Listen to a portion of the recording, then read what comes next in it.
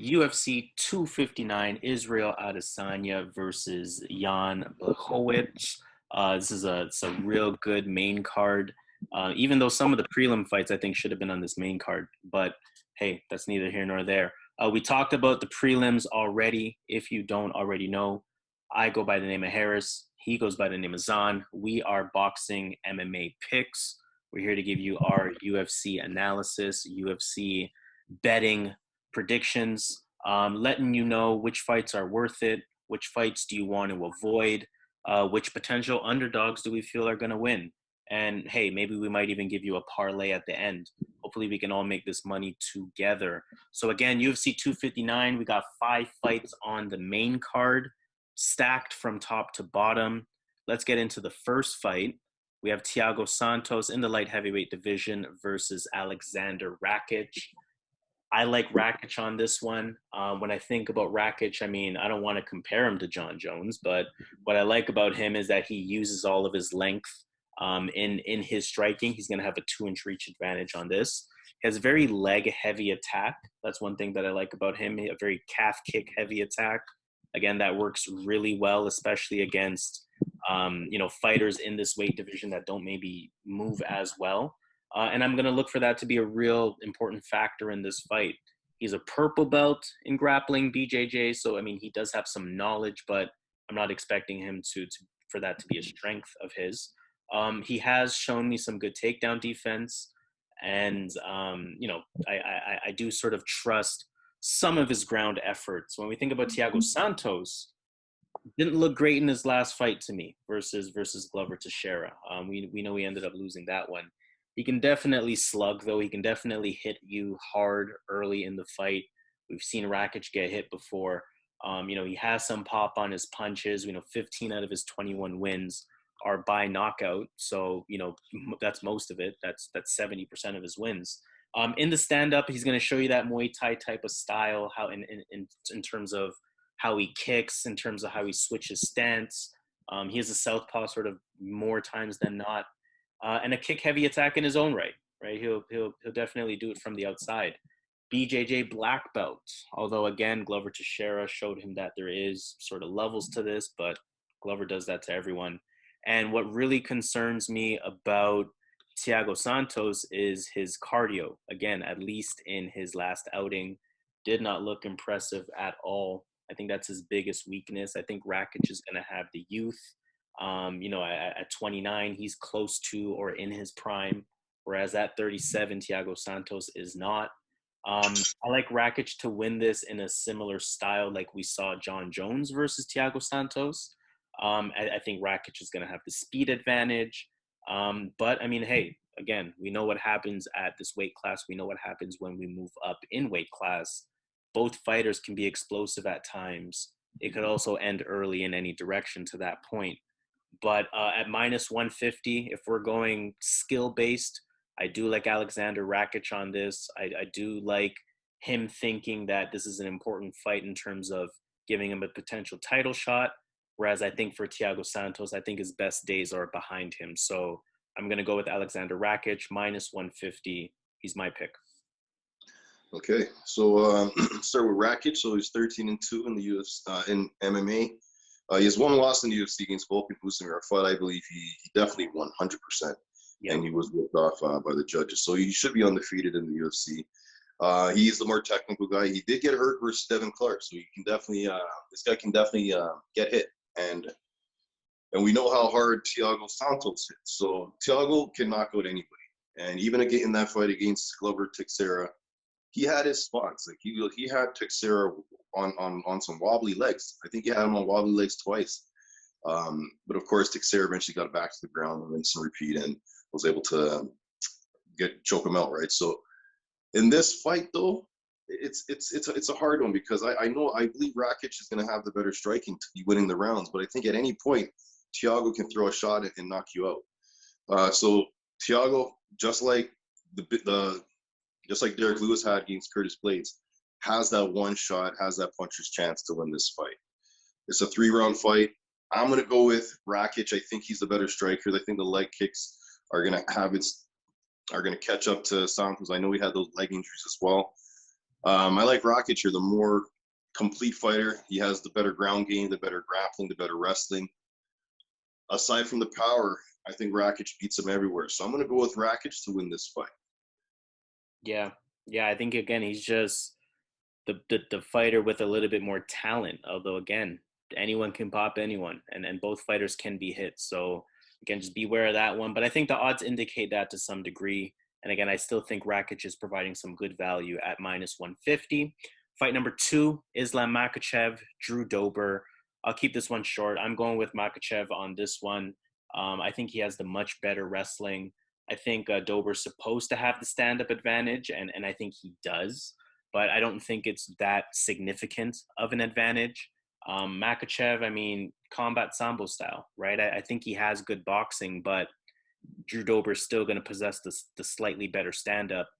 But again, I'll just keep it short. I like Islam Makhachev in this one. How do you feel? Yeah, Makhachev's going to get this to the ground. He's going to get this to the ground, just finish him. So I like Makhachev. I think he's going to do a complete performance, take him to the ground, utilize the ground game. Dober has good takedown defense, but he's not going to be able to prepare for these kind of takedowns, these chain takedowns. It's not the first one you stop. It's the second, the third, the fourth. It's like a chain. These Russian fighters don't just do that single shot. They what's that word? Like they chain their wrestling. So I don't think Dober is going to be ready to defend that chain wrestling. And I see this fight just going that way. Like 3 rounds, he's going to lose every single one with the wrestling. So and the striking, I actually like Makhachev's stand up. Yeah, I actually think it's not telegraphed in a sense that out of nowhere he's throwing that left hook. Out of nowhere he's throwing it straight. So I think he can actually hurt Dober on the feet. I know he has really good training partners at AKA. So I know every fight you gotta expect he's gonna get much better with the guys he's training with. So I don't give Dober that much of a striking edge, but I agree he might have that slight edge. But I think the ground game, he's gonna have such a big edge there that's gonna make him give him the win here. So yeah, I like him in this spot. I think he's gonna win an easy decision. yeah, huge favorite. -360 for a reason. I don't even think Drew Dober is worth the underdog on that one. Speaking of underdogs, well, this is a pick'em. Fight number 3 on the main card: Petr Yan versus Aljamain Sterling. Wow. Yeah, this is tough. This is a bantamweight title fight. I'm gonna make a controversial pick here. I'm going with Aljamain Sterling. I think that this fight's gonna be real tough. I mean, first of all, when you're breaking down fighters who are complete fighters, you have to sort of start considering what you think is gonna happen, right? I mean, Petr Yan, we know he's gonna be the one pressing forward. We know that he has wrestling. He showed that in the Jimmy Rivera fight, in the Uriah Faber fight. We saw John Dodson have some body lock moments in the clinch against Yan, but of course, John Dodson was just too small really to do anything with it. I think kicks have been effective against Petr Yan. He has that sort of pure boxing stance, so it allows for those kicks to land. And I think Aljamain Sterling is going to focus on that as an offensive weapon, at least early in the fight, if not throughout the entire fight. And we've seen Aljamain Sterling show his hands. We've seen him show his stand-up. We've seen him show his pace. It is awkward, yes, but, like in the Pedro Munoz fight, it was a lot of switch stance. He has that herky-jerky stand-up that includes a lot of kicks, a lot of quickness, a lot of in and out movement. Decent jab, really long arms, of course. He's going to have the 4-inch reach advantage in this one. But, of course, he's not really that technical, right? He leaves himself open a bit. He relies on his quickness to get out of the way. And as an MMA fighter, when you do that against a pure boxer, you are going to get caught. You're more than likely going to get caught, I should say. I think Aljamain Sterling in his stand-up, I mean, he stays at range. Yan does like to stalk you down, so he likes to close distance. So it's going to be important to see what the distance control looks like in this fight. I don't think Aljamain Sterling is going to land the takedown. I mean, for as much as we know that's a strength of his, he doesn't really have the best statistics on that, right? He has 29% takedown accuracy, 1.89 takedowns per 15 minutes. So for someone's wrestling to be his strongest component and the stats to be what they are, I think that's sort of telling. And I think, again, Petr Yan has that wrestling capability himself to possibly stop Aljamain from doing that. But again, it's a real interesting fight. I don't think Petr Yan's going to have his way in the stand-up. Although he's the much better boxer, I think Aljamain's unorthodox style and unorthodox movement is going to create some problems, right? Again, very hard fight to call. Petr Yan's my boy, probably one of my favorite fighters in the UFC. But I'm going to pick the guy, again, it seems to be the theme of the card for me. I'm going to pick the guy that has slightly more X factors to his game. I think he has a game that's slightly more higher risk, higher reward. And I think this is going to be one of those cases where he risks it a bit more and it potentially leads to the title for him. So, somewhat of a gut pick here as well. I don't know which direction to go in. I probably don't even bet on this. I probably just enjoy it as a fan. But if you put a gun to my head, you tell me to pick one of them, I'm going to go with Aljamain Sterling on this. Yeah, I can actually see why. I was going back and forth on this fight with Sterling and Yan. But I could see Sterling, if this was a 3-round fight, I take Sterling if it was a 3-round fight to pull this on. In a 5-round fight, I'm going Petr Yan. I think that, yes, Sterling's going to come out the first round with the leg kicks and that speed. But just like in the Pedro Munoz fight, that blazing speed he came out in the first round, he slowed down as the fight went on. He still won a unanimous decision. But he wasn't as fast as he was in that first round. He's going to slow down. So after that first round, I see Yan just picking it up as the fight goes on.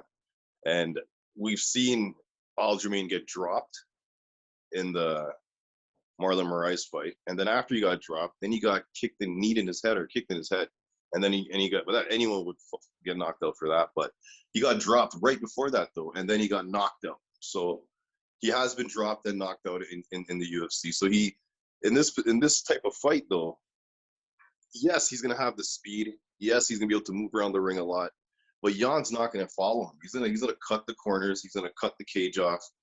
And his technical boxing, I think he's going to find the openings. I think he's going to time Sterling. Sterling is taking advantage of his genetics, his speed, and a lot of that's saving him, and a lot of that's helping him take advantage of these slower type of fighters. I can't time him, but when he's fighting someone as technical as Petr Yan, like McGregor said it, man. Like, what do you say? Precision, or timing, precision beats speed and power, whatever that saying is. He has that precision.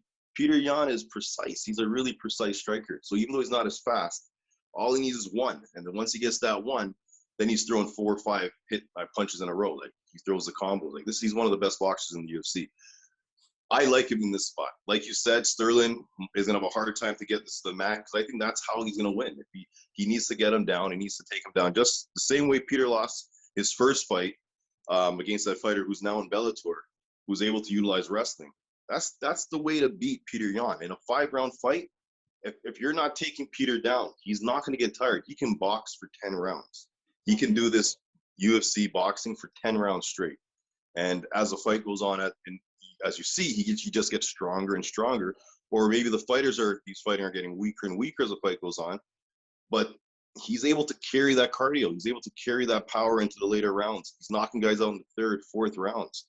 So Sterling can look good in the first 2 rounds. But I think if he doesn't put him away, he's in trouble. So I like Petr Yan here. I think he's going to eventually get to him. I think he's too precise of a striker, that even though he's not as quick and is not as fast as Sterling, who can likely move around, all he needs is one, and he's precise with it. He's gonna catch him, and then 4, 5, 6, 7 in a row, right? So I like Petr here. I think he's gonna eventually get to him in the later round, maybe knock him out. I think a perfect case scenario would be Aljamain looking good in the first round and catching Petr Yan on a live bet at a plus 120, plus 130 type of thing. Because to your point, he's going to carry it forward in the championship rounds without a doubt. We've seen Aljamain, gas out a little bit, at least comparative to his first round. So again, I mean, I'm going with sort of high risk, high reward, but you're going with, again, the fighter who technically should win this fight, and that's Petr Yan. Not mad at that at all. Let's move on to our co-main event, title fight number 2, women's featherweight, 145 pounds. We have Amanda Nunes versus Megan Anderson. This one does not need to be long for me at all. Megan Anderson is a huge underdog at plus 700. I would not bet that. Amanda Nunes is minus 1100. I probably do not bet that either, just because it's not really worth it. But I think Amanda Nunes is a huge favorite for a reason. You know, she's going to win. I don't even really need to break this down. She's going to win without a doubt. I think level of competition is a factor. I think on the ground, we saw what Felicia Spencer was able to do to Megan Anderson. That's going to be a huge advantage for Amanda Nunes as well. Megan Anderson, she's not the most active striker. She doesn't really have the best striking defense either. So that's going to be, again, another huge advantage for Amanda Nunes. And, I mean, again, we saw Norma Dumont hold Megan Anderson against the cage in sort of clinch situations. And again, I think Amanda Nunes is going to very much be able to do the same thing. So we're looking at a fighter who is better literally across the field. I'm going Amanda Nunes on this. Okay. Yeah, so I give Anderson a legit puncher's chance. Not a legit chance, but I think that's her only way to win this is by a fluke punch. But yeah, I'm gonna go Amanda Nunes. Clearly the better fighter. As long as she's motivated and as long as she is, I know she's having a kid. She's having a child soon with her partner. So I'm not sure where her head's at, but even if she was 25% in this, I think she wins the fight. So I'm gonna go Amanda Nunes to win by whatever she wants. I'm guessing. I think she's gonna knock her out. I'm guessing. Yeah, I think going to be a classic looping overhand hook by Amanda Nunes that gets the job done, flattens Megan Anderson. This fight is over. That one's not close. Main event in that case, title fight number 3. This is the light heavyweight title fight versus Jan Blachowicz versus Israel Adesanya. Of course, light heavyweight debut for Israel. I think this fight is going to stay on the feet. Jan is more of a counter puncher. He's pretty patient in his stand-up, pretty sound stand-up as well. Pretty, clean, crisp. They call him Polish hammer, if I'm not mistaken. He has, a ton of power. If he hits you, you could go straight to sleep. So that is going to be a factor really in any fight of his. But, I think Adesanya is going to be the better striker, right? I think he's going to be the better striker. I think he's going to be the one that is striking first. I think he's going to be the one that is sort of striking at distance. And I don't think Jan is going to find sort of ways to get in. I think Israel's movement is too good. Israel looked extremely good in his last fight. Obviously, he's undefeated at 20-0 at this point. But that fight versus Paulo Costa, I mean, he looked different as he does in sort of all of his other fights. But that fight especially, he looked ready to kind of take on a fighter in a weight class above, right? So I think he presents a type of stand-up that keeps himself pretty protected. I think he's going to be the more dynamic striker here. I think he's going to stay out of range. I think he's going to have the better movement. I think he's going to use the leg kick a lot. You're looking at a 2-time champ or 2-division champ, Israel Adesanya. That's my pick. Okay, so yeah, this is gonna be a tough fight because you gotta respect Jan. He's gonna come to fight, and he has a sizable grappling advantage. He has the wrestling advantage. His striking is not that bad. His striking is actually good. He was able to outstrike Dominic Reyes, knock out Corey Anderson, finish Dominic Reyes as well. He knocked out Luka Rockhold. So he's able to connect. And as long as Adesanya respects Jan and takes his fight super serious and respects him and doesn't get too cocky in there and doesn't try to basically just respect the guy and just be careful, because Jan has that power that 1 second can change the fight. He's one of those guys that can just change the fight in 1 second. So I think if he's cautious the whole fight, Israel should win this fight. If he respects his opponent. But I think Jan, though, if he could implement his game plan, if he can get this to the mat, if he can get this to the ground, obviously the fight's going to change. It's going to be a completely different fight.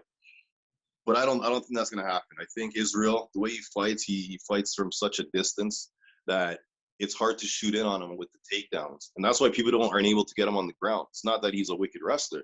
It's because he's so far away when he's striking. So for you to shoot in on him, he's just going to step back, right? Or he's just going to move to the side. And it's hard to get in on the guy because he's so far away. So I see him keeping that same distance, using the leg kicks, using the straights, the punches. Just fight smart. You fight smart, I think he wins this fight.